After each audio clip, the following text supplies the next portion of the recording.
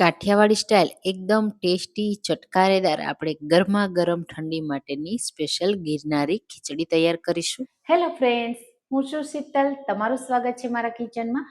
આજે આપણે બનાવીશું ઠંડીમાં ગરમા ગરમ ખાવાની મજા આવે, સાથે હેલ્ધી પણ એટલી જ બને અને બનાવી પણ એકદમ સિમ્પલ ઝટપટ બની જાય અને મહેમાનોથી લઈ નાના મોટા બધાને ભાવે. તો ચાલો બનાવી.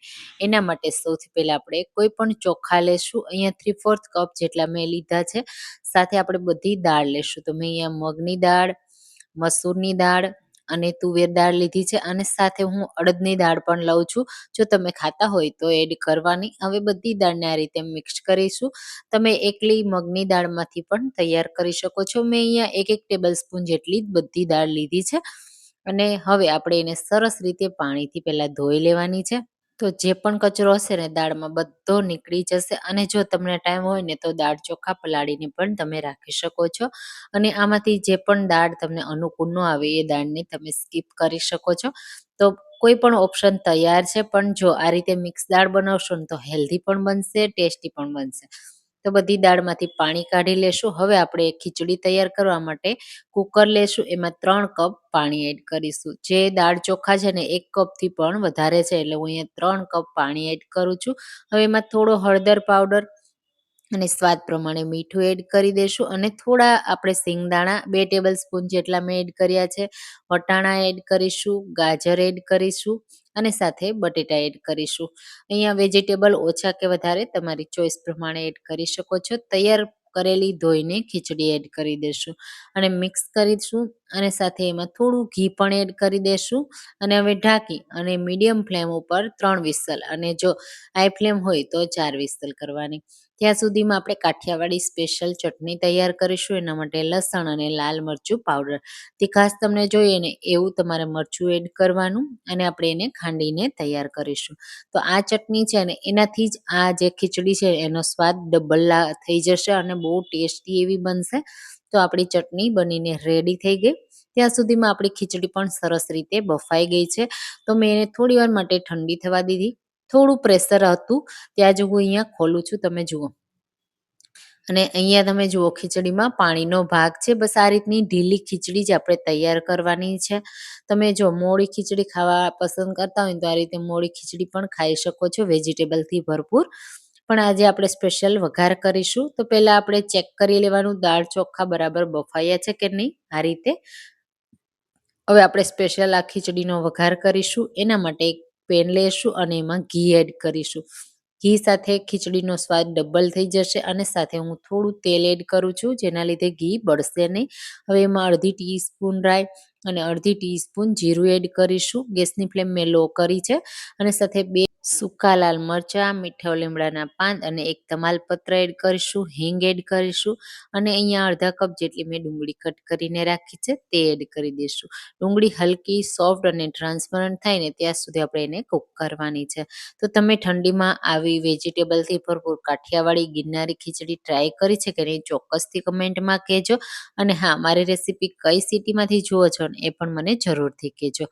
અહીંયા તમે જુઓ ડુંગળી હવે તળાઈ ગઈ ત્યારે આપણે એમાં ટામેટા એડ કરી દઈશું અને ટામેટા સોફ્ટ થાય ને ત્યાં સુધી આપણે એને કૂક કરવાના છે. તો આ રીતે ચલાવતા રહેશું ને એટલે ટામેટા છે ને તરત જ સોફ્ટ થવા લાગશે.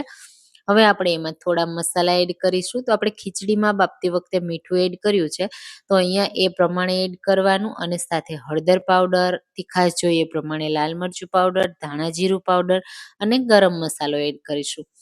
ગરમ મસાલો આપણે થોડો વધારે એડ કરવાનો, એનાથી ટેસ્ટ સરસ લાગશે. હવે બધા મસાલાને પહેલાં આપણે ટામેટાં અને ડુંગળી સાથે મિક્સ કરી દઈશું અને થોડી વાર માટે તેલમાં થવા દેશું. ત્યાં સુધીમાં ટામેટાં પણ સોફ્ટ થઈ જશે અને હવે તૈયાર કરેલી લસણની ચટણી એડ કરીશું અને એને પણ થોડી વાર માટે થવા દેશું. લસણની ચટણી આ રીતે લાસ્ટમાં એડ કરશું એટલે બાકીના બધા મસાલા સરસ રીતે કૂક થઈ જશે અને એની ફ્લેવર છૂટી જશે. હવે અહીંયા મસાલા છે ને એ બળી ના જાય ને એટલા માટે આપણે એમાં થોડું પાણી એડ કરીશું. તો હું 1/4 કપ જેટલું પાણી એડ કરું છું. મિક્સ કરી દેશું અને પાણીને મિક્સ કર્યા પછી આ રીતે પાણી ઉકળવા લાગે ને એટલે કે જે મસાલા હોય ને મિક્સ થઈ જાય, પાણી ઉકળી જાય ને ત્યાં સુધી રહેવા દેવાના.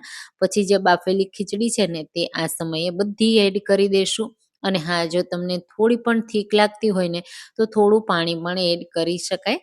ઉપરથી પાણી એડ કરી અને મીઠાને એડજસ્ટ કરી લેવાનું. મને અહીંયા જરૂર નથી લાગતી, પહેલાં આપણે મિક્સ કરીશું પછી ખબર પડશે. તો સરખી રીતે મિક્સ કરી દેવાની.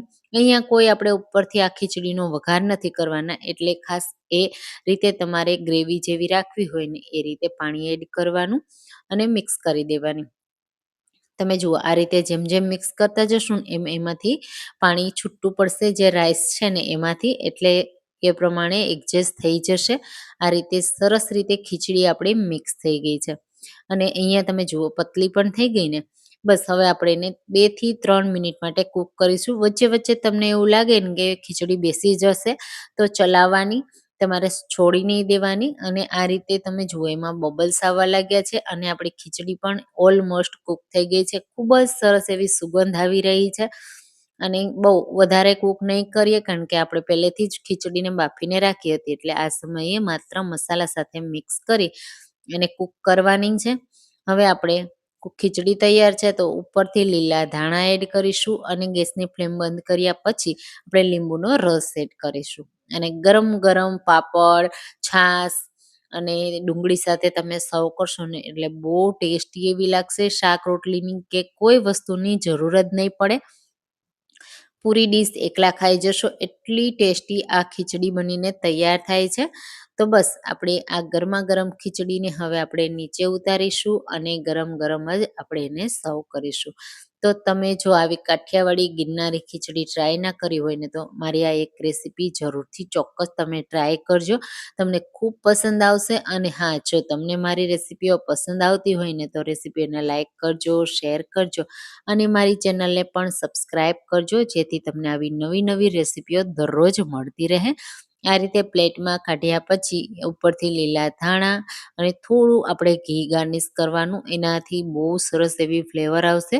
જો તમને પસંદ હોય ને તો આ રીતે ઉપરથી ઘી એડ કરવાનું. ઘીને થોડું ગરમ હોય ને એટલે મેલ્ટ થવા દેવાનું, પછી તમારે એને ખાવાની, એટલે બહુ ટેસ્ટી એવી લાગશે. તો તમે જુઓ જોતાં જ ખાવાનું મન થઈ જાય એવી બની છે ને. તો ચાલો એકવાર ટ્રાય કરજો. ફરી મળીશું એક નવી રેસીપી સાથે.